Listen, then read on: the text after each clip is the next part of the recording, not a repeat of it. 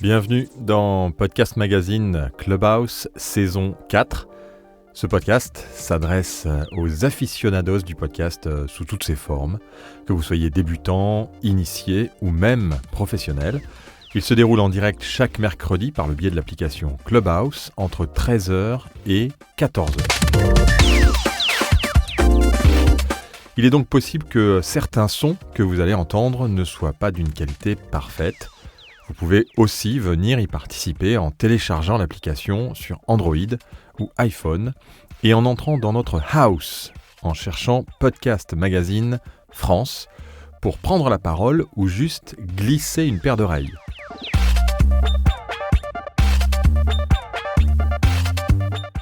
Dans cette saison 4, l'interactivité avec les personnes présentes dans la room a lieu les dernières 30 minutes lors desquelles vous pourrez également réagir sur ce que vous avez entendu et sur l'actualité du podcast.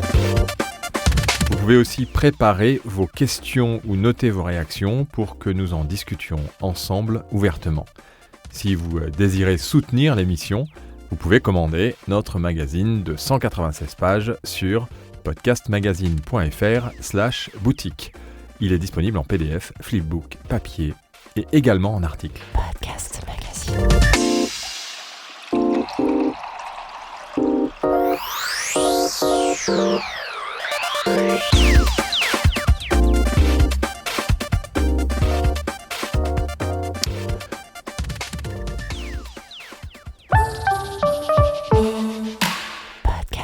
Le podcast de proximité se développe de plus en plus et les groupes de podcasteurs, podcasteuses se forment dans de nombreuses villes. Nous sommes à Toulouse aujourd'hui pour le podcast tour, radio tour et donc j'ai la chance d'avoir avec moi les deux fondateurs des rencontres podcastiques avec qui on organise le podcast tour ce soir, qui anime et organise aussi des événements sur la région, en plus d'être des professionnels du podcast. Ils sont nos invités de la semaine, mais celui qui, au-delà des invités, rugit chaque semaine sur la thématique traitée, c'est Brûlatour avec son billet acidulé. Vous l'attendez tous et toutes avec impatience, comme à notre grande habitude. Voici le fameux billet acidulé de Brûlatour pour commencer cet épisode.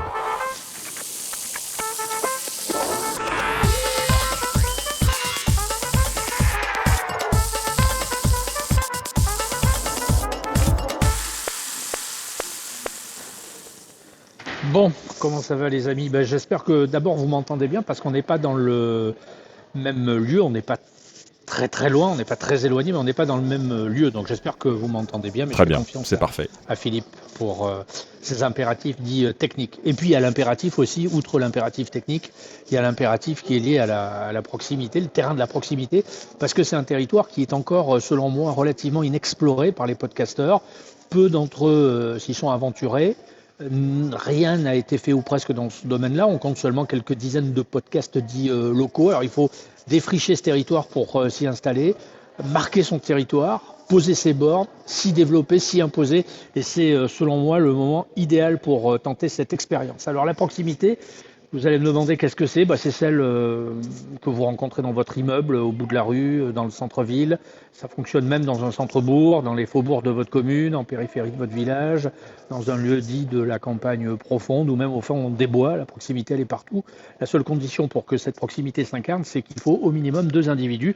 Autre condition pour créer cette proximité, il faut s'adresser à une communauté dans laquelle vous vous épanouissez. On évoquera uniquement dans ce billet la proximité dite territoriale, autrement dit la proximité géographique à l'échelle par exemple d'un lieu dit d'une commune, d'une interco, d'une zone touristique, d'une zone géographique particulière comme un rivage côtier, comme une chaîne de montagne, comme l'Occitanie par exemple, un territoire rural qui est dessiné par des frontières et au-delà de l'entité régionale.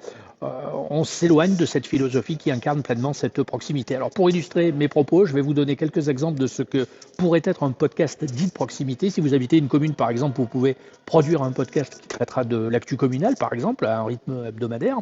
Pour que cette proximité s'incarne, il est aussi impératif d'être compris par les habitants et d'évoquer des sujets qui les concernent. Ce sont les sujets dits concernants, les travaux dans une rue, un spectacle en préparation, la réaction d'un commerçant. On le répète, pour que cette notion de proximité apparaisse dans votre podcast, dès les premières secondes, vous ne devez pas tromper l'auditeur. Ce qui marche en podcast marche aussi en radio. C'est-à-dire que vous devez tenir votre promesse. L'auditeur doit se sentir en confiance parce que vous êtes comme lui, vous vivez au même endroit, vous partagez la même vision des choses, vous utilisez le même vocabulaire, vous avez probablement le même accent aussi. Voilà les éléments qui font de votre podcast un podcast dit de proximité. Pour terminer, 3 bonnes pistes à suivre.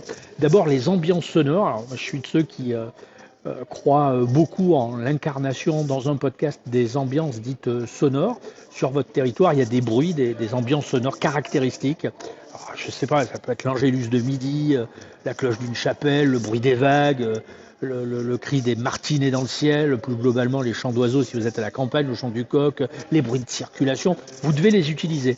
Parce que ce sont des marqueurs sonores qui sont très psychologiques. Ils marquent à eux seuls le territoire parce qu'ils lui sont propres. 2, les gueules du coin sont des personnages qui sont déjà bien installés dans la cité. C'est par exemple l'historien local, le cafetier, le libraire, le curé peut-être, l'instituteur, le maire, le président du comité des fêtes, le correspondant de presse. J'en oublie. On les appelle dans le jargon les leaders d'opinion. Vous ne pouvez souvent rien faire sans eux, sans leur participation, parce qu'ils donnent sans le vouloir indirectement le ton de votre podcast, parce que ce sont des marqueurs de leur territoire. Et puis enfin 3, les choix éditoriaux. Il ne faut pas négliger aucun membre de votre communauté. Votre podcast connaîtra, j'imagine, obligatoirement un certain succès, parce que cette communauté est souvent une et indivisible. Lorsqu'on fait référence à la proximité, si ce n'est pas le cas ou si tout simplement ce n'est pas votre choix, alors cette proximité prendra une autre tournure, comme par exemple un éléphant dans un magasin de porcelaine. Vous vous positionnez plutôt comme un acteur positif de votre territoire, un podcasteur qui, à sa manière, participe au rayonnement et à son développement. Et puis l'audience, forcément, sur le terrain de la proximité, c'est pas là pour générer de l'audience parce que mathématiquement l'équation est impossible. Ce qui intéresse quelques centaines d'habitants sur le plateau de Millevaches en Corrèze, vous l'avouerez, a peu de chance d'intéresser ceux qui habitent dans les départements voisins ou à l'autre bout de la France. C'est comme ça, c'est implacable, c'est mathématique. Il faut comprendre ça parce que ça évite les désillusions, les déceptions, les abandons précipités. Mais il y a néanmoins un gros lot de consolation en termes d'audience. La seule stratégie que vous devez suivre, c'est celle de construire, alors souvent patiemment, laborieusement, une audience qualitative. Et désormais, aux yeux des annonceurs, qu'ils soient publics ou privés, une audience qualitative vaut souvent bien plus qu'une audience quantitative. Mais ça, c'est encore un autre débat.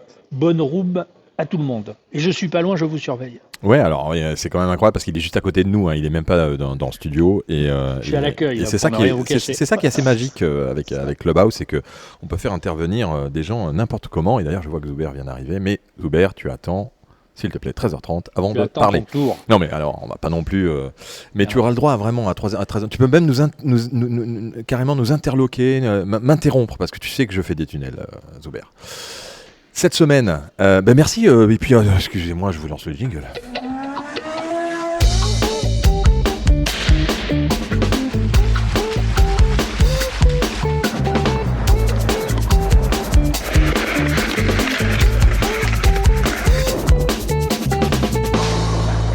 Bienvenue dans cette première partie de l'épisode, lors de laquelle vous allez découvrir nos invités de la semaine. Et nos invités de la semaine sont avec nous autour de la table. On est à Toulouse, au Novotel Wilson Centre, dans une salle assez magnifique, je dois dire, pour demain, pour le Radio Tour. Et cette semaine, nos invités principaux sont Anastasia de Santis et Nicolas Parodi, qui ont fondé les rencontres podcastiques. Nous allons en parler. Anastasia est la fondatrice de Studio Storia, podcast, producer et formatrice, podcasteur, donnez une voix à votre personal branding avec un podcast professionnel et engageant. Elle aide à créer et développer des podcasts selon ta présentation sur LinkedIn. Salut Anastasia. Bonjour, ça doit être ça, c'est à peu près ça. Anastasia enrhumée. Complètement enrhumée, mais présente, donc c'est ce qui compte. Exactement, c'est très gentil d'avoir participé quand même et d'être venu ici à Toulouse. Et Nicolas Parodi. Salut Nicolas. Salut Philippe. Bienvenue. Merci. Et Nicolas, créateur de podcast et fondateur du studio. Oui, studio, agence de création de Sons et podcasts de merveilles. marque, Sons et merveilles. Sons et merveilles, exactement. Sons et merveilles. Bienvenue Anastasia et Nicolas. Nawal Adrami est avec nous et elle va nous susurrer 5 conseils pour les marques, pour les podcasts de marque. Elle est CEO, c'est-à-dire présidente directrice générale de Calliope, agence de podcasts de marque. Award Winning Agency, c'est écrit sur ton, sur ton LinkedIn. Nawal, salut Nawal. Hello tout le monde, salut Philippe. Et coucou Anastasia et Nico. Salut Nawal. Effectivement, je dirige avec Maëva Mogar Calliope, qui est une agence de création de podcasts de marque. Et Award Winning, parce qu'on vient de remporter un 4e prix de Grand Prix Stratégie avec 2 de nos clients. D'où la petite mention. J'ai pas mis le son d'applaudissement, mais félicitations. Tu fais un podcast, toi, Nawal, toi, avec ta voix ou pas du tout? Pas du tout. Pas du tout, mais je pense que tu devrais en faire un. Parce que tu as une voix, elle a un grain dans la voix qui est super sympa, Nawal. Tu vois, je te donne des idées. Comme si tu avais que ça à faire. Il m'en manquait, ça tombe bien. Le podcast de la semaine va vous permettre de booster votre changement de ville et de vie avec Valérie Bohin qui est avec nous autour de la table, puisqu'elle est aussi à Toulouse du podcast Ciao Paris. Bonjour. Donc si je comprends bien, tu as dit ciao à Paris, quoi. J'ai dit ciao à Paris. Et tu es à Toulouse. Alors, on va vous demander de bien parler proche des micros pour que tout le monde puisse bien vous entendre, si vous le pouvez. Bienvenue à toi Valérie. Merci. Et on va passer aux choses sérieuses avec nos invités. Puis je voulais quand même remercier le compositeur de toutes ces musiques que vous entendez, de tous ces jingles, qui s'appelle Jonathan Marty Wagner, qui nous fait toutes ces compositions originales pour cette saison 4 et dans tout ce qu'on fait d'ailleurs avec la podcast et Radio House et avec Podcast Magazine.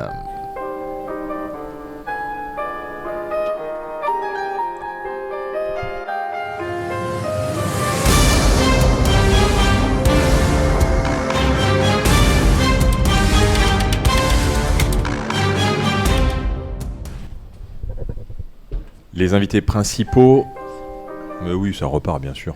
C'est logique, on est obligé de faire des bugs. Nos invités principaux, c'est Anastasia De Santis et Nicolas Parodi. Bienvenue, les rencontres podcastiques. Alors d'abord, d'où vient ce terme podcastique? Vous y avez pensé comme ça? Pourquoi est-ce que vous avez lancé cette structure? C'est quoi? C'est une asso? Non, c'est même pas, c'est pas une structure juridique, c'est juste une envie de rassembler les gens qui aiment et qui font du podcast ou ceux qui s'y intéressent autour de Toulouse. Et le terme, je crois qu'on a chacun une part de responsabilité dans le terme. Je crois que rencontre venait de moi, podcastique venait d'Anastasia, quelque chose comme ça. Oui, il y a eu un très gros brainstorming qui a... Puis c'est vrai que c'est compliqué, hein. On fait des rencontres autour du podcast et du coup on s'est dit... Rencontre logique. podcastique. Voilà, mais c'est vrai que c'est pas une asso, c'est une idée, une envie de se rassembler et puis on y a été tout simplement sans s'embêter avec le côté structure. Alors on voit qu'il y a de plus en plus de groupements qui se créent. On peut créer, enfin vous pouvez être considéré d'ailleurs comme une structure parce que une association de fait. Puisque une association de fait, c'est une association de personnes qui n'ont pas déposé à la préfecture le fait qu'il soit une association, mais ça existe aussi. Alors, je n'ai pas dit une association de malfaiteurs, hein. J'ai dit une association de fait. Et là, de bienfaiteurs, justement. Là, de bienfaiteurs, oui. Donc, vous êtes à peu près... Enfin, quand vous faites vos événements, tout de suite, il y a des gens qui vous ont contacté. Comment est-ce que ça... Et vous, derrière, bien entendu, ça permet de vous faire connaître, de faire en sorte que peut-être aussi des marques vous repères et que vous puissiez peut-être développer aussi votre activité, tout ça, c'est logique, hein, obligatoirement, et ça permet d'attirer un peu. Aujourd'hui, il y a combien de personnes à peu près dans les rencontres podcastiques ou dans votre petite organisation? Ok, vas-y. Ouais, il faut que tu nous dises qui parle, parce que nous, on est... Tu sais, d'accord, bah alors... et en plus, c'est bien que je le dise pour les auditeurs, parce que comme ça, vous le saurez. C'est Nicolas. Les premiers événements, on avait demandé à un bar qui a une belle cave voûtée avec une belle sonorité de nous accueillir. Et on s'était dit, si on a 15-20 personnes, ça sera super. Et en fait, on est arrivé à une trentaine de personnes, je crois. Ouais, tout de suite. Ouais, tout de suite. Bon, c'est aussi grâce à notre invité, qui était Lola Cross, une journaliste qui fait un podcast régional de proximité dédié à l'Aveyron. Et donc voilà, ça a marché comme ça dès le départ. Parce qu'il y avait une envie sans doute que les gens se voient, se rencontrent, discutent de podcasts. Ouais, c'est sur ce premier événement qu'on s'est dit qu'il y avait vraiment un besoin, puisque ça a tout de suite fonctionné. Et l'objectif, c'était d'en faire donc, tous les mois. C'est pas vraiment ce qui s'est passé, mais là, on reprend. Eh ouais, mais tout ça, c'est chronophage. Hein. Oui, exactement. C'est chronophage. Hein. Exactement. Mais on a remarqué que l'invité fait beaucoup aussi, le sujet fait beaucoup sur l'attirance du public. Dans tous ces gens qui font partie des rencontres podcastiques, combien ont des podcasts qui sont des podcasts de proximité, puisqu'on va parler de ça, on est à Toulouse, les groupes se forment. En général, quand on fait un podcast, alors on peut s'adresser bien sûr à tout le monde, hein, au niveau national, et intéresser des niches qui sont dans toutes les villes de France. Là, il y a un podcast sur l'Aveyron, il y en a un deuxième avec Sandrine Cassès, qui est parmi nous là et qui doit nous écouter, qui a aussi un podcast sur l'Aveyron. La majorité, c'est quand même des gens qui font des podcasts pour tous et pas forcément des podcasts de proximité. Ouais, dans notre public, il y a un mélange de podcasteurs indépendants, mais il y a aussi des journalistes, il y a aussi des gens qui travaillent autour du podcast, qui s'intéressent à ce milieu sans forcément avoir un podcast. Des radios ? Il y a eu des radios qui sont intéressées, je ne sais pas si elles sont venues finalement, mais beaucoup de journalistes de la presse écrite qui s'intéressent au podcast comme à un autre support, qui eux sont déjà ancrés dans la proximité, puisque c'est des journalistes de la presse écrite de Toulouse ou de sa région. Et c'est vrai que c'est sans doute un tiers de gens qui font du podcast, mais l'ambition c'est aussi de rassembler des gens que ça intéresse et qui n'en font pas nécessairement aujourd'hui. Ouais, c'est ça. Ouais. Aujourd'hui, donc on va se réunir ce soir. Il y a une trentaine de personnes qui sont réunies pour justement essayer de mélanger un peu les radios et les podcasts. Vous contactez les stations de radio en tant que podcasteur. Vous avez essayé de les contacter, de travailler avec eux, de faire des synergies, Anastasia ? On n'a pas essayé de les contacter. Ouais, donc en fait, moins, elles viennent Nicolas. pas et vous allez pas les voir. Donc c'est un peu se regarder en chien de faïence. Hein, quand même. On les a contactés sur des sujets qui, on pensait, pouvaient les intéresser sans qu'il y ait nécessairement de retour. Alors je pense qu'il y a une part parce que eux voient ça, enfin les radios voient ça comme de la publicité que nous on essaye de faire auprès d'elles en disant parler un peu de notre événement, mais c'est pas seulement le but, on a aussi envie qu'elles viennent et qu'elles participent à la discussion, donc c'est très bien qu'on puisse se rencontrer aujourd'hui et demain. C'est vrai qu'aujourd'hui moi j'ai un sentiment que c'est encore deux mondes qui se parlent pas beaucoup.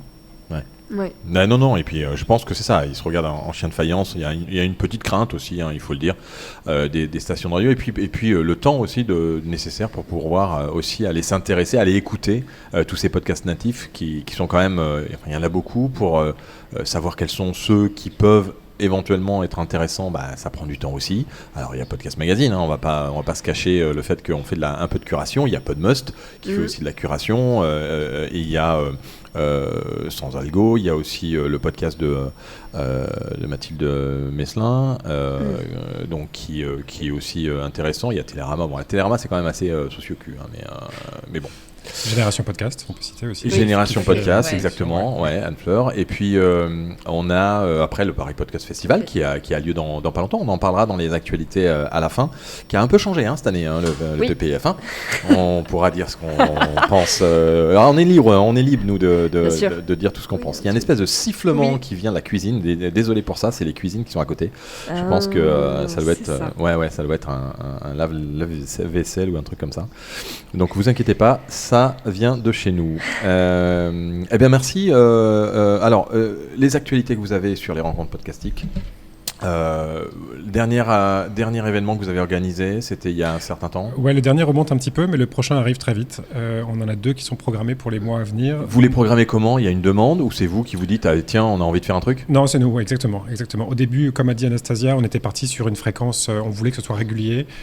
Après, vacances scolaires fait que les gens sont moins disponibles, disponibilité de l'endroit dans lequel on fait que ça n'a pas toujours été le cas. On va essayer de revenir sur un rythme qui n'est pas forcément mensuel comme vous voulez le faire, mais qui sera régulier, parce qu'il y a une demande et les gens nous demandent quand ça revient. Puis on va essayer d'anticiper aussi un petit peu plus. Mais donc là, du coup, on a anticipé, et donc le prochain est avec Marlène Stricot, qui a un podcast qui s'appelle Sans réserve, donc le thème c'est le pouvoir du podcasting dans la médiation culturelle et scientifique, puisqu'elle travaille au Quai des Savoirs. Qui est une institution culturelle ici à Toulouse et scientifique. Et ça, ce sera le 7 novembre. Voilà. D'accord, 7 novembre, donc vous faites ça où ? toujours au même endroit. Au Salman Azar. Ah oui, c'est toujours votre... oui, et puis vous avez un partenariat avec un magazine aussi, c'est ça? Exactement, Boudu, qui est un magazine local Ouais. de la vie toulousaine. Ouais. Et je reviens J'ai vu un magazine qui s'appelle Plouc hier soir. possible. Ouais, C'était c'est un truc de prendre des termes boudu, plouc... Boudu, c'est une expression Oui. toulousaine. Ah bah oui, oui, Toulousaine. boudu, oui, mais plouc... Plouc, Je c'est pense plus pas. largement partagé. C'est pas que de Je sais pas, proximité. je connais pas. J'ai vu ça sur la table du resto hier soir, donc ça m'a un peu surpris. Mais c'est- T'allais revenir. Donc voilà, rendez-vous le 7 novembre. Je voulais dire, oui, le Quai des Savoirs, le podcast du Quai des Savoirs, c'est un bon exemple d'un podcast de proximité Oui. qui au départ était destiné au public du Quai des Savoirs, donc un musée qui a des expos, donc qui s'adresse à un public local Ouais. de Toulouse et de sa région. Et le podcast, petit à petit, ça fait maintenant 4 ans qu'il existe, le podcast Sans Réserve, il s'est même transformé, ils sont partis avec un podcast, il y en a maintenant 4, s'adresse à tous les médiateurs culturels et scientifiques en France, des institutions comme le Quai des Savoirs, qui l'écoutent pour comprendre un petit peu comment on peut programmer, communiquer, faire de la médiation. Donc un bon exemple d'un podcast au départ de proximité qui, par petits ronds concentriques, agrandit son audience à une échelle plus large géographiquement. Ouais, super. Ça permet de la visibilité aussi pour le Quai des Savoirs du coup. Bah oui, bien sûr. Et notre deuxième événement pour l'instant prévu, donc c'est le 6 décembre 2023, qui est avec Paul Angel, donc qui est le créateur de La France Baladeuse. Ouais. qui nous vient Ça se de dit Montpellier. Angel ou ça se dit Engel? Ah, je sais pas. Alors Engel, ça fait un peu le studio de prod Engel, donc Ça je suis pas sûr que ça... Ça fait un peu Mais je sais allemand, pas si c'est Angel ou Faudrait que je lui demande un jour. Engel. crois Pour moi, c'est Paul Engel, mais... Moi j'avais entendu Angèle, mais je ne sais Angèle. pas Ah si ouais c'était de lui ou quelqu'un qui s'était trompé. Bon, Donc, Paul, Ouais. si tu nous écoutes, Paul, tu nous le fais-nous diras. signe. Qui nous vient de Montpellier pour parler de sensibiliser à l'environnement par les podcasts régionaux. Eh ben voilà. Dis donc. Ah bah ouais, mais on voulait l'inviter d'ailleurs, et puis Eh oui. pour aujourd'hui.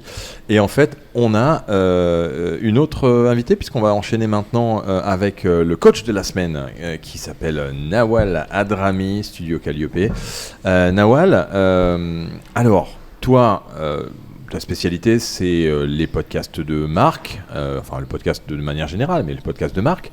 Aujourd'hui, quel conseil tu peux donner à des marques pour avoir envie de faire du podcast ou pour faire un bon podcast de marque?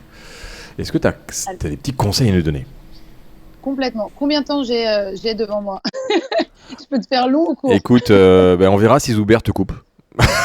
Ok. Non, mais Ça vas-y, marche. on prend Ouais, 5 super minutes rapidement. et après, on présente le podcast et après, on pourra continuer après si tu veux, bien entendu. Non, bien sûr. Très rapidement, donc oui, effectivement, notre spécialité, c'est d'accompagner les marques dans leur stratégie de podcast. Donc, on a tout type de marques, communication interne comme communication externe, ce qui fait que les problématiques sont un peu différentes, mais en tout cas, les conseils que je donne marchent pour les deux. Le premier, mais c'est assez basique, hein, mais on l'oublie bizarrement dans le podcast. Le premier, ça va être les objectifs. Et en fait, le fait d'avoir des objectifs clairs et de se dire pourquoi je veux faire un podcast. Parce que très souvent, on a des clients qui viennent nous voir en disant « Je veux absolument faire un podcast, mon président veut faire un podcast, mes concurrents font un podcast, du coup, je vais en faire un. » Et si on se laisse un peu embarquer là-dedans, tête baissée, on arrive souvent à des alignements qui arrivent plus ou moins rapidement. Parce qu'en fait, on ne sait pas pourquoi est-ce qu'on fait ce podcast-là. Est-ce que c'est pour avoir une plus grande notoriété? Est-ce que c'est pour... on a des industriels qui veulent changer leur image de marque.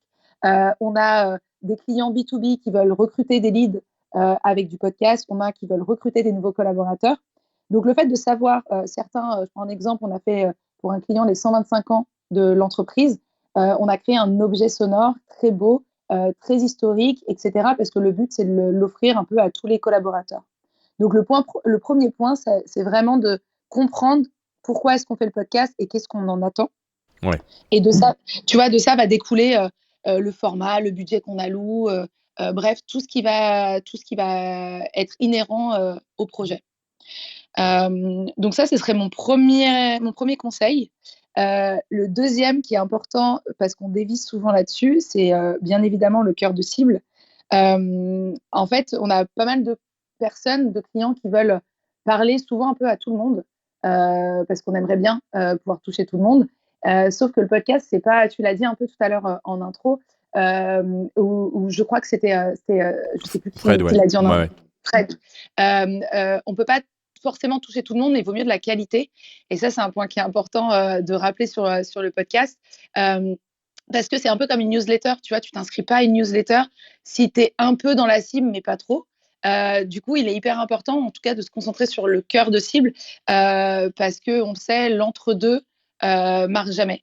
Donc pas trop large, ouais, pas trop large. Pas trop large. Ouais, tu vois, quand tu veux faire un peu de B2B, mais si ça peut toucher les particuliers, c'est pas plus mal. Mais en vrai, les particuliers s'intéresseront pas à un truc d'expert s'ils sont pas experts eux-mêmes. Donc voilà, donc ça, c'est un point qui est important parce que pareil, la ligne éditoriale va être établie là-dessus. Et puis, une fois qu'on a validé la cible, ça évite un peu les déceptions par la suite en disant oui, mais en fait, je touche pas tout le monde. Bah non, parce que c'était pas l'objectif et c'est pas très grave parce que ceux que tu touches, bah justement, tu crées un lien qui est fort avec eux. Donc ça, c'est le deuxième point, mais qui marche pour tous les médiums, pour tous les médias d'une manière générale. C'est ce que j'allais dire. Ça marche aussi pour les podcasts non de marque. Et exactement, complètement. Ça marche pour le format d'une manière générale. C'est juste que sur le podcast de marque, tu es attendu par tes clients. Et tes clients, voilà, il y a une relation qui est particulière parce que déjà, il y a une relation financière. Et le but, c'est de créer des relations aussi avec nos clients qui fonctionnent bien. Et ça, c'est un peu la base avant même de se lancer sur on fait une fiction, un documentaire ou une interview. Et c'est des questions que les clients ne se posent pas toujours. La vidéo, plus facilement, le podcast, pas encore. Mais on y arrive petit à petit. Le troisième conseil, c'est la partie distribution. J'ai toujours pas parlé de production, mais volontairement, parce qu'en fait, la distribution, on essaye d'emmener nos clients à le penser dès le début, parce que ça permet en amont pour les annonceurs d'impliquer déjà les bonnes personnes dès le début, parce que impliquer l'IT quand on est en communication interne ou externe, impliquer l'IT en fin de projet. Donc tu veux dire l'IT, le service informatique. Le service informatique, exactement. Parce que tu as des clients, tu as des grandes marques qui sont hyper sécurisées pour la donnée, la data, qui veulent que tout soit hébergé chez eux, qui ne veulent pas d'hébergeurs externes, qui soient en France, etc. Et si tu arrives en fin de production, tu as ton lancement dans 15 jours et tu te poses la question de comment tu distribues ton podcast, c'est le meilleur moyen de ne pas lancer le podcast en temps et en heure et de mettre un bon coup de stress. Et puis aussi, le fait de réfléchir à la distribution, c'est comme réfléchir à sa cible. Ça te permet de savoir à qui tu t'adresses et quand est-ce que tu imagines qu'ils vont écouter le podcast. De ça, tu peux en déduire le temps qu'ils vont avoir de disponible et tu peux en déduire aussi un format qui est adapté. Par exemple, en fonction des canaux de ta dispo, peut-être que tu vas faire sur un 20 minutes, peut-être que tu feras 4 épisodes de 5 minutes, peut-être que tu feras un seul épisode long. Donc, il y a pas mal de choses qui dépendent de la distrib et qui permettent aussi de s'assurer qu'il y a un plan marketing qui est associé au podcast, parce que les podcasteurs indépendants vivent ça au quotidien. Pour nos clients, c'est la même chose. Un podcast seul, sans promotion, a du mal à décoller, même sans faire des centaines de milliers d'écoutes. Mais la promotion qui est liée à la distribution est clé, et généralement, on l'anticipe, nous, dès la conception des programmes. Ouais, d'accord. Ok, très bien.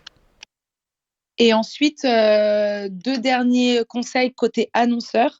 Le quatrième que je vois, en tout cas de nos expériences depuis la 4 ans et demi, c'est de ne pas minimiser le temps que les annonceurs doivent consacrer à la création du podcast. C'est pas simplement on pose 2 micros dans une salle et les experts vont faire leur job. Il y a du travail. Alors les agences, on est là pour les guider, on est là pour produire un certain nombre de choses, mais en fait il y a du temps incompressible côté annonceur et c'est une collaboration que l'on crée.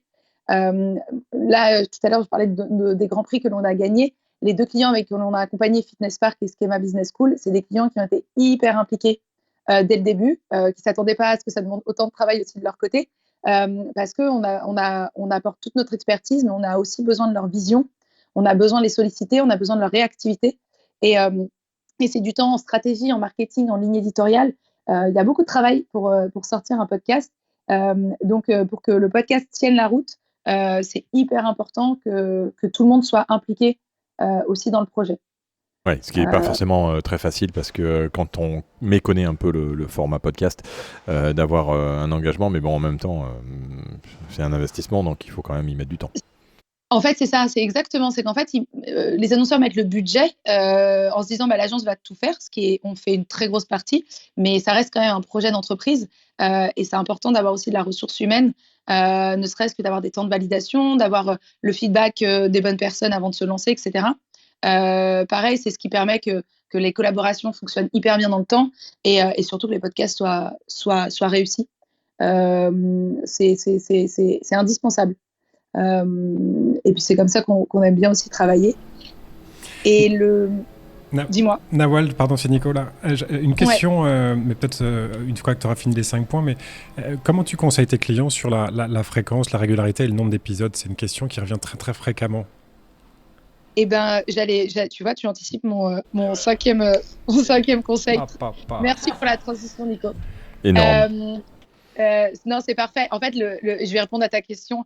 Le cinquième conseil que j'ai, c'est en fait de lever tous les freins et toutes les idées reçues sur les podcasts et les podcasts de marque, puisque chaque projet est différent. Et du coup, mon premier point, c'était le rythme. On a beaucoup, et moi, à la première, j'ai beaucoup soutenu que les podcasts, c'était important d'avoir de la régularité, sauf que ce qui vaut pour du podcast indépendant marche pas forcément pour du podcast de marque. Je m'explique. Un rythme régulier pour un podcast de marque, on peut très difficilement rentrer sur un podcast qui va être généralement, on est sur du mensuel parce que les clients n'ont pas de temps à consacrer pour faire un épisode par semaine et encore moins un par jour. Donc, généralement, le middle, c'est le 1 par mois. Ce qui fait que le podcast, au bout d'1 an, tu as juste 12 épisodes, ce qui n'est pas énorme et ça met énormément de temps à monter. Et donc, en fait, l'idée, c'est de lever les freins. Il n'y a pas de règles, il n'y a pas de loi qui disent qu'il faut avoir un épisode de manière très régulière.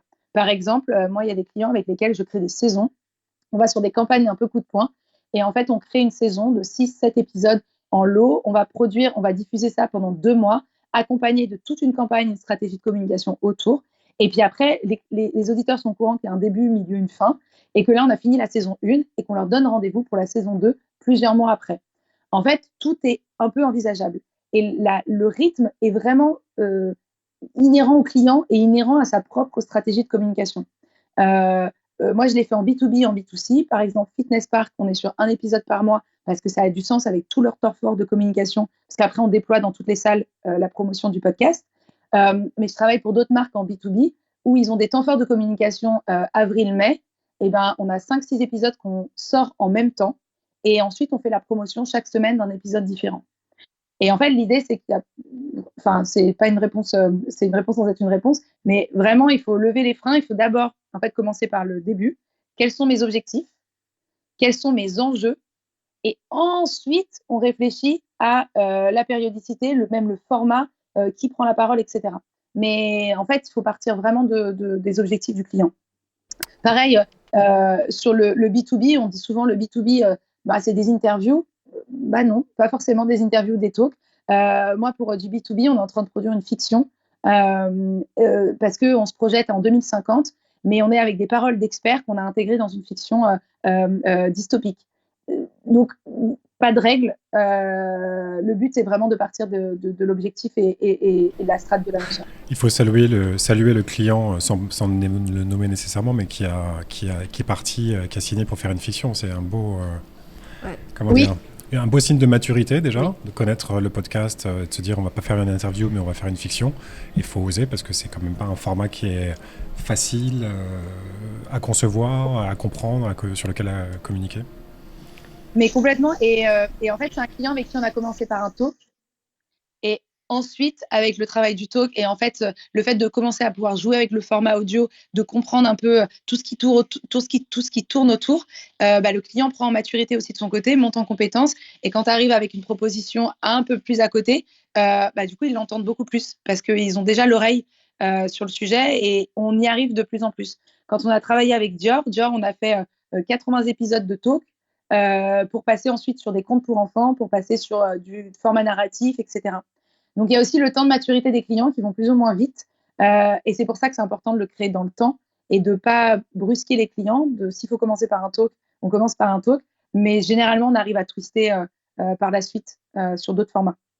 Super. Des remarques, Anastasia, Nicolas, Valérie? Bravo, quel talent. Ah bah ouais, non mais on demande des conseils, on a des conseils. Hein, On est fan. On va arrêter de lui passer les plats, mais on est fan, bravo. Ouais, voilà, bah, tu vois, tu as des fans, Nawal, bon, tu savais déjà que tu avais des fans. C'est pas nouveau. Je t'enverrai le chèque après. Exactement, écoute, pas de souci. Merci pour ces conseils. Merci à vous. J'ai mis le lien, pour ceux qui le demandaient, des rencontres podcastiques. C'est assez simple, hein, c'est rencontre-podcastique, rencontre au pluriel, podcastique au pluriel, QUES.com, pour avoir plus d'infos sur les rencontres podcastiques. Et bien, c'est parfait tout ça. Et on va maintenant découvrir le podcast de la semaine avec Valérie qui est avec nous autour de la table. Valérie Bohin de Ciao Paris. Alors avant de te présenter, Valérie, on va écouter le dernier épisode. Ça te va, le dernier épisode, le 53, déménager avec ses enfants sans stresser. Je dis que ça devrait marcher. Avant de vous embarquer vers l'épisode du jour, je prends 30 secondes pour vous dire que Ciao Paris, c'est aussi une newsletter. Dans ce pigeon voyageur que j'envoie tous les mois, je vous raconte où j'en suis de mon arrivée près de Toulouse et je partage avec vous des ressources, des conseils et des bons plans pour quitter Paris et vous installer dans votre nouvelle ville. J'en profite d'ailleurs pour vous remercier pour toutes vos réponses à la dernière édition. J'envoie le prochain numéro dans quelques jours, alors foncez vous inscrire via le lien qui est dans la description de cet épisode. Allez, c'est parti pour l'histoire du jour. Alors, moi, je pense qu'on n'a pas d'autorisation à demander aux enfants pour décider de faire changer leur vie. C'est un peu radical, mais finalement, c'est les parents qui décident de la vie des enfants, au moins jusqu'à l'adolescence, quoi. En revanche, les parents, ils doivent emmener les enfants dans un projet rassurant et bienveillant.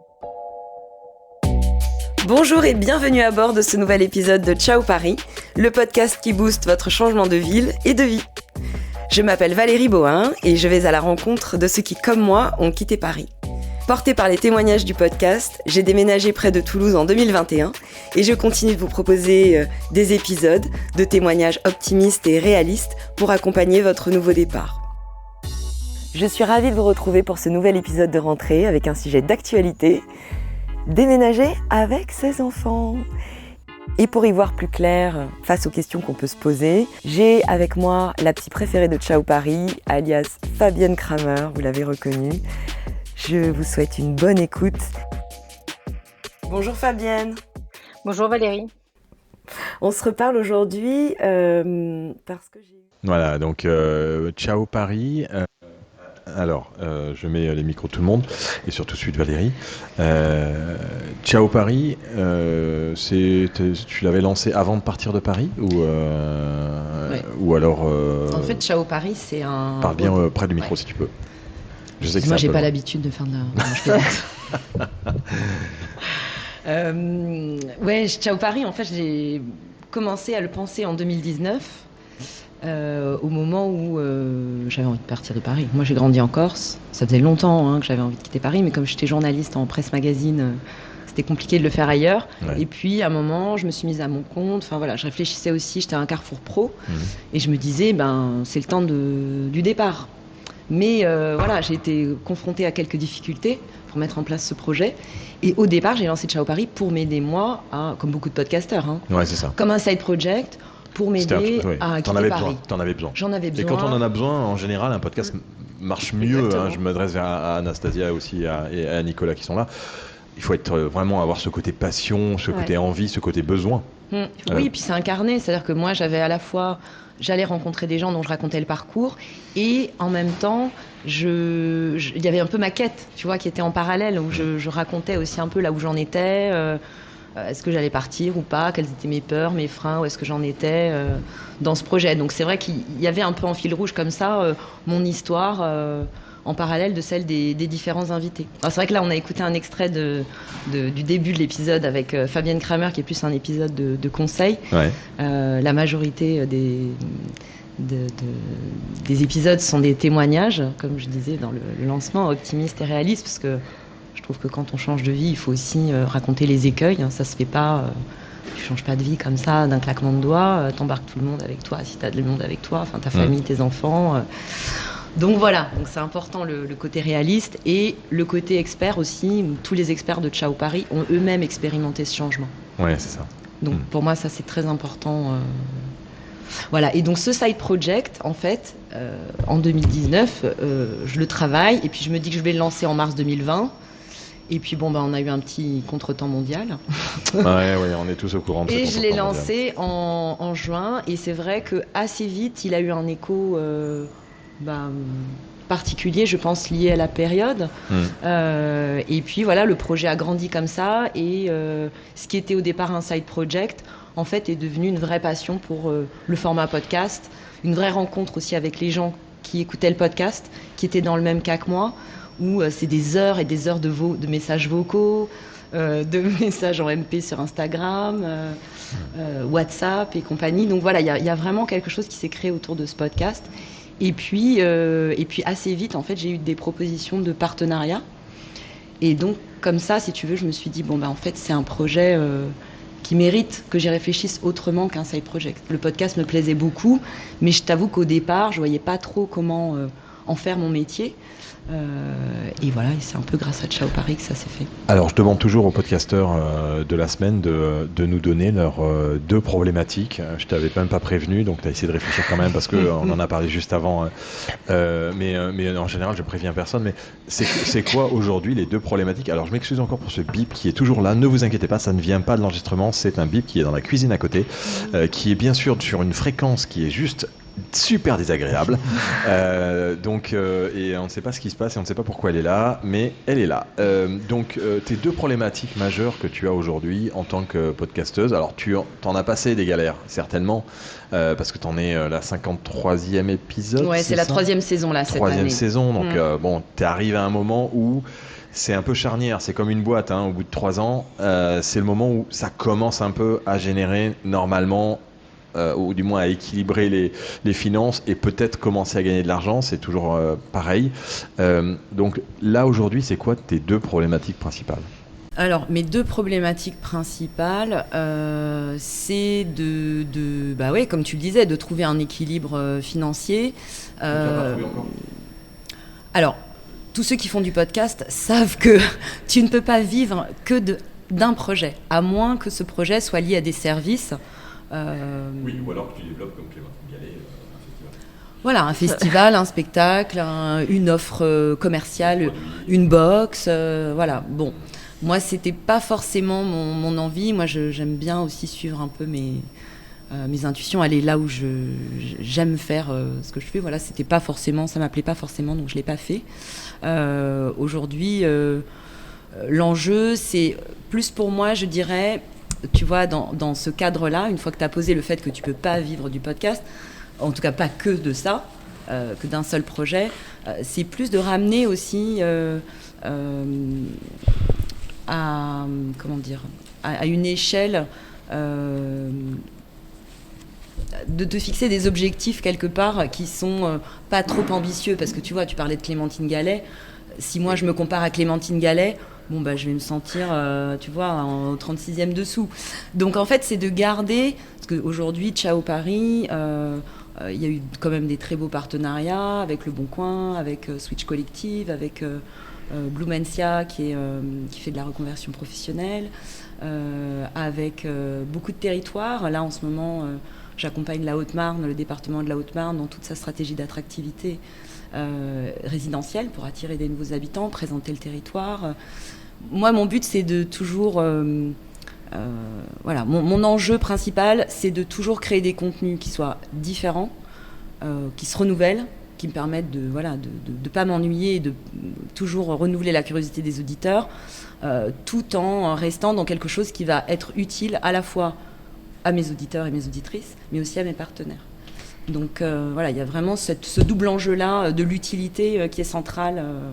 Et mon deuxième enjeu, mais après je ne sais pas si tu veux mon deuxième enjeu, c'est la communication. C'est toujours cette envie d'aller aussi chercher des nouvelles audiences.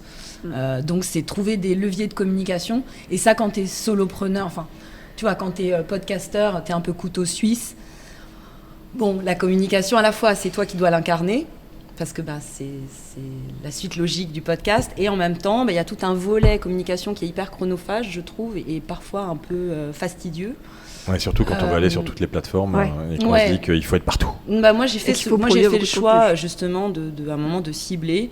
Ouais, et moi, aujourd'hui, je suis c'est ce qui se passe maintenant. principalement sur Instagram depuis Il faut choisir plus d'un un an, réseau et déjà le faire bien C'est sur ça. un réseau, c'est déjà une bonne chose. Exactement. Et c'est aujourd'hui ce qu'on conseille. Donc Instagram pour ma communauté d'auditeurs et d'auditrices et LinkedIn pour un public, on va dire, plus de pros, parce qu'à côté de ça, j'ai une agence de... Et puis les annonceurs. Voilà, les annonceurs, exactement. Parce qu'à côté de ça, j'ai aussi une agence de production de contenu, vidéo et podcast, avec mon associé qui, lui, est spécialiste de la vidéo. Et voilà, et c'est vrai qu'aujourd'hui, Anastasia nous a rejoint depuis quelques mois, justement pour renforcer cette partie podcast. Parce qu'avec Ciao Paris, c'est vrai que moi j'ai l'habitude d'accompagner les territoires, d'être à leur écoute aussi de leurs problématiques d'attractivité résidentielle, de besoin de capter de nouveaux habitants, de faire vivre aussi leurs atouts locaux, leur identité. Et ça me tient beaucoup à cœur. Tu vois, de faire découvrir. C'est pour ça aussi que, alors là, c'était un épisode enregistré à distance, mais sinon, en général, tu vois, je pars, je prends le train et je vais justement rencontrer les gens chez eux. Ils me font visiter. Ouais, on entend bien que c'est un épisode enregistré à distance. Ouais. Ça, c'est un truc. Vous conseillez quoi moi, je conseille toujours dans ces cas-là de vraiment bien l'annoncer, en fait. Parce que je trouve que c'est un peu ce que j'ai fait là dans l'intro de Clubhouse, c'est de dire attention, il y aura des enregistrements qui risquent de pas être de très bonne qualité.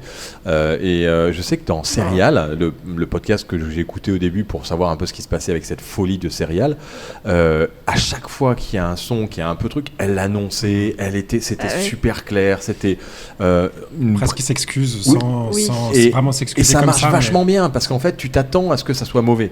Et ça marche vachement bien. Et ça, c'est plutôt à conseiller dans les... C'est vrai que c'est un bon conseil. Je le garde pour les prochains épisodes enregistrés à distance. Moi, je le dis quand la qualité est vraiment pas bonne. Mais maintenant, il y a beaucoup d'outils qui permettent d'améliorer cette qualité. Après, j'ai testé là Adobe AI, je n'arrive jamais à le dire. Et c'est assez fou. Adobe AI, c'est quoi? C'est vrai? Tu veux dire Adobe Podcast? Non, c'est Adobe. C'est avec l'intelligence artificielle. Il te répare ton fichier audio. Je l'ai testé hier et j'avais un fichier qui était vraiment catastrophique et ça m'a vraiment réparé le... Alors c'est pas magique non plus, on dirait pas, c'est pas une qualité de micro, mais ça a vraiment bien nettoyé le fichier, ça a bien, génial. Ça a amplifié, ça fait tout ce qu'il fallait faire. Ouais. J'ai rencontré d'ailleurs, j'en ai parlé la dernière fois à l'IBC, c'est un salon professionnel, une boîte qui fait ça, qui s'appelle AI Acoustics, AI-Acoustics. Mais il y a de plus en plus avec lui. Mais il fait ça en direct. Ouais. C'est-à-dire que quand on est dans une ambiance très très désagréable, et il a fait l'extrait avec Steve Jobs d'une vieille conférence qu'il avait faite et il a passé son petit truc d'intelligence artificielle dessus et on avait l'impression que Steve Jobs était devant un MP7 ou un SM7 DB. Il vient de sortir maintenant, on n'a plus besoin de rajouter d'ampli sur le SM7B. Il s'appelle DB, il vient de sortir à l'instant. Donc et c'est assez bluffant. Donc là il y a des choses qui sont en train de se développer qui sont assez impressionnantes. Allez, je lance le dernier jingle parce que sinon on va rester jusqu'à la fin avec ce jingle là et puis on passe aux actus de la semaine. C'est parti.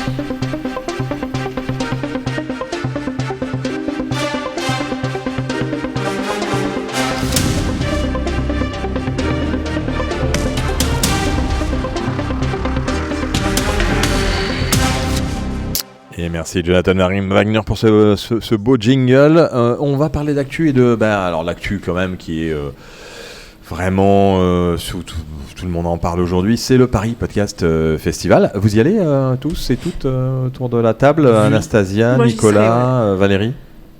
Non, moi cette année je pourrais pas y aller. Ouais. Bon. Je reste dans la proximité de Toulouse. Édition réduite, 2 jours, une demi-journée pour la version pro. Vous avez suivi un peu tout ce qui s'est passé? Vous avez des remarques? De loin. Oui. Il y a eu le crowdfonding, il y a eu pas mal de choses. Crowdfunding qui a été diminué de 20 000 à 10 000 sans forcément avertir tout le monde. Ça avait fait un peu polémique. Bien sûr. Vas-y. Nicolas, vas-y Nicolas. C'est vrai que maintenant c'est plus 4 jours, c'est 2 jours. La journée pro, c'est plus une journée, c'est une demi-journée. Le tarif lui est resté le même. Ah non, c'est payant maintenant. Mais ça l'était déjà non, c'était pas payant. C'était... Ah oui, non, pour le public, oui, tout à fait. Pour le grand public. Les visiteurs, maintenant, c'est payant. C'est 4 €. 5, non? Moi j'ai vu 4. Ah ouais Ah oui, avec le pass. Ouais, ouais. Et donc en fait, c'est payant obligatoirement maintenant, alors que l'année dernière, c'était un coup de fil. Ouais, tout à fait.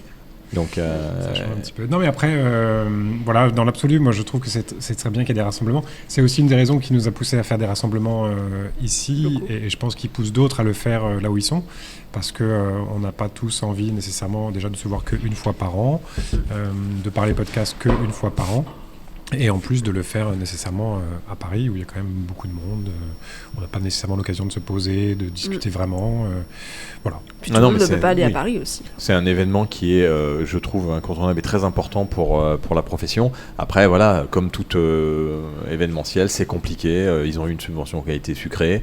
Derrière, faire un financement participatif, c'est une galère, parce qu'il faut aller chercher un par un. Et on sait ce que c'est puisqu'on en a lancé un aussi. Donc c'est vraiment un peu dommage qu'on ait toujours ce bip d'ailleurs qui nous casse les oreilles. Après, je pense que ça fait quand même beaucoup de bien à l'ensemble des gens qui vivent du podcast, qu'ils soient des studios ou des indépendants, des podcasteurs indépendants qui essayent de vivre de leur podcast, parce que c'est l'occasion aussi de parler podcast auprès de la presse. Il y a quand même la presse s'intéresse à l'événement, et c'est un événement qui donne l'occasion au monde du podcast de parler à d'autres. Donc, ça reste une très belle vitrine, et puis qui est soutenue aussi par des beaux médias comme Radio France. Donc c'est de qualité, et c'est toujours bien d'avoir de toute façon, pour ce média qui est nouveau quand même, un événement voilà, tu vois, plus professionnel, avec une belle vitrine nationale. Exactement. Les autres événements qui ont lieu, alors on en parle un peu toutes les semaines. Là, le Paris Podcast Festival, bien entendu, c'est dans quelques semaines, dans 8 jours, je pense. 8 jours, c'est ça. 8 jours, 19h et 1 minute. On a mis un compte à rebours sur le site de Podcast Magazine. Puis je vous invite bien sûr à aller sur l'agenda podcast de Podcast Magazine, sur podcastmagazine.fr. Il y a les Podcast Days qui ont lieu à Madrid du 26 au 27. Et puis Podcastre, qui est pas loin d'ici, qui aura lieu le 28 et le 29 octobre. Et puis nous, on se retrouve bien entendu à Marseille le 15 et le 16 novembre au Mercure Centre Vieux-Port. Et avec aussi les acteurs, comme un peu les rencontres podcastiques, les podcasteurs du Sud, podcasteurs du Sud. Bien sûr. Ils ont rajouté ça, bien entendu.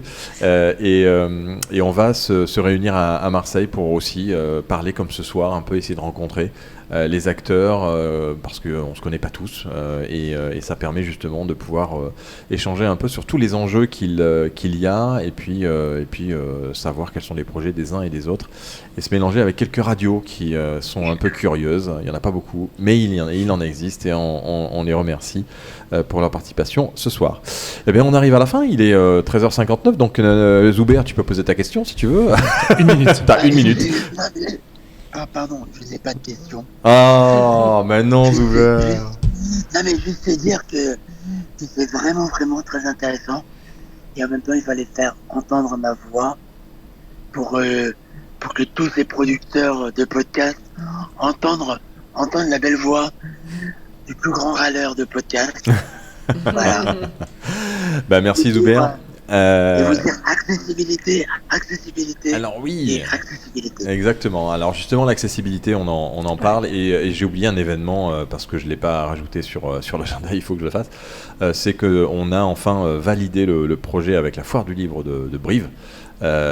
Pour faire un espace avec tous les acteurs du livre audio, et dont Audible bien sûr, et Audio, comment il s'appelle? Audiolab.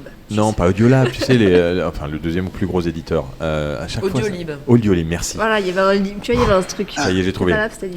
Audiolab, Audiolib, Audible, et puis d'autres acteurs du livre audio pour créer le premier espace podcast et livre audio, et faire écouter à ceux qui justement sont déficients visuels les livres qu'il y aura à la Foire du Livre. puisque c'était une foire très papier, et pour la première fois, on arrive à faire rentrer le podcast et le livre audio, et Amélie Nothomb viendra certainement aussi pour faire une conférence sur le podcast qu'elle a lancé, puisqu'elle a lancé un podcast, et en plus les comédiens qui lisent ses livres, puisqu'elle ne lit pas ses livres. Il n'y en a pas beaucoup qui lisent leurs livres. Non, des auteurs qui lisent leurs livres, il y en a Fabien Olicard le fait, je sais qu'on en a noté quelques-uns, 3-4, mais pas beaucoup. C'est notre métier quand même. Ouais, c'est un autre métier, c'est un métier de comédien. Métier, en fait. C'est un métier de comédien. Après, son podcast, c'est vraiment intime, donc c'est sur le Japon.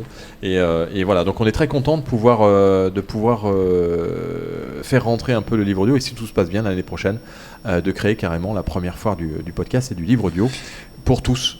Et pas uniquement pour certaines catégories culturelles qui malheureusement... moi je trouve que c'est dommage que sur un festival il n'y ait pas tous les secteurs d'activité qui soient représentés.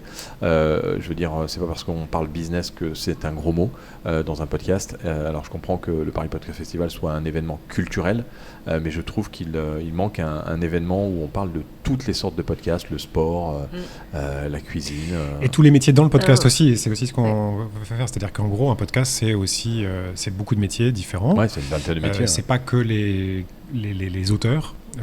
Il y a évidemment les musiciens qui sont quand même représentés au podcast festival, mais il y a aussi des graphistes, des illustrateurs visuels, et puis de plus en plus d'autres aussi. Ouais, et des monteurs, des mixeurs. Des projets, bien sûr, toute la post-prod évidemment. Prompteur maintenant. Et c'est vrai que c'est bien d'ouvrir ça à tous les publics aussi, et l'accessibilité. On dit que c'est un métier. Il y a aussi beaucoup d'associations qui font ça localement, justement, qui ne sont pas des professionnels, mais qui sont des gens qui lisent des livres et qui le mettent à disposition. Il y en a une à Brive aussi. Des gens de la bibliothèque, de la médiathèque locale, qui parfois des bénévoles qui lisent les livres. Ouais. C'est surtout pour les personnes âgées. Après, j'ai tendance à dire quand même que, oui, alors c'est bien pour les personnes âgées, mais un livre audio pas forcément très bien lu, c'est un peu quand même difficile à écouter. C'est dur à écouter, mais après, tu as aussi voilà, si c'est bien fait, ça peut être un moment génial. Et ce qui est génial, je trouve, avec ce média-là, c'est que justement, que tu sois bibliothécaire ou que tu sois un pro, tout le monde peut lancer son podcast. C'est un média pirate, en fait. Tu peux faire ce que tu veux avec. Tu peux inventer le format que tu veux, tu peux avoir le ton que tu veux, tu peux avoir la durée que tu veux. Enfin, tu peux te faire plaisir, t'amuser et rencontrer ton public. Ouais. Et Christian demande à quand une room sur le livre audio. Bien écoute, on la fera le mercredi avant la foire du livre. C'est début novembre, si je pense. Donc on va faire ça, Christian, qui est aussi, je pense, si je me rappelle bien, déficient visuel comme Zuber. Merci en tout cas de nous suivre les amis. On va rendre l'antenne, comme on dit, en radio, alors qu'on n'est pas du tout en radio. On est très heureux d'avoir passé ce temps avec vous, Nicolas, Anastasia, Valérie. On se retrouve bien entendu pour ceux qui sont sur Toulouse et qui veulent venir nous voir au Novotel Wilson à partir de 18h pour on est une trentaine là déjà d'inscrits pour ce soir, ça va être sympa et on espère bien entendu vous y retrouver si vous n'êtes pas loin de Toulouse, et demain toute la journée pour ceux qui veulent aussi venir, qui sont des podcasteurs mais qui veulent découvrir un peu mieux les acteurs de la radio. On parlera aussi un peu bien sûr d'audio digital et de podcast demain dans les conférences à partir de 9h pétante, puisque c'est Cécile Pigalle, la directrice générale de France Bleu, sera avec nous et on enchaînera toute la journée jusqu'à 16h30 des sessions, des conférences et puis un cocktail déjeunatoire à midi. Voilà. Et Philippe, petit mot de fin, oui Zuber. Tu reviens quand sur Paris? Parce que là, tu nous manques, là. Oh là là, Paris, tu sais, moi, Paris, c'est pas ma vie, moi. Ciao Paris. Voilà, ciao Paris. Hein. Écoute, ciao Paris, tu vas voir, tu comprendras pourquoi. Non, oui, je monte pour le Paris Podcast Festival. En fait, je serai là la veille, le jeudi, et puis après, le vendredi, en fait, je pensais ne pas être là, et puis je serai là le vendredi pour la journée, le matin, pro. Et puis, malheureusement, le podcast magazine ne sortira pas pour le Paris Podcast Festival, puisqu'ils ont leur propre librairie, et qu'on ne pouvait pas le distribuer là, et que j'ai pris énormément de retard avec le Covid. Voilà, étant donné que je fais un peu tout, il y a un moment où ça bloque. Et oui, ça coince. On connaît bien. On a vu cela. Merci de vous être déplacés en personne, Anastasia, Nicolas, Valérie. Merci à tous et à tous ceux qui écoutent en replay ce podcast, puisque vous êtes toujours, on est à peu près en replay. Maintenant, on a une moyenne d'à peu près de 500 personnes qui écoutent en replay, ce qui est bien parce qu'on est un podcast de niche pour des podcasteurs, on n'est pas non plus des centaines de milliers à être podcasteurs ou à vouloir lancer des podcasts, et on est très heureux aussi de toujours faire un petit coucou à notre ami Louis Guillaume qui nous écoute à chaque fois et qui est le premier podcasteur de France et dont personne ne parle mais que tout le monde écoute, chose à savoir. Allez, Merci Philippe. Merci à vous, salut, bonne journée. Bonne journée. Merci à vous. Bonne journée. Au revoir à tous.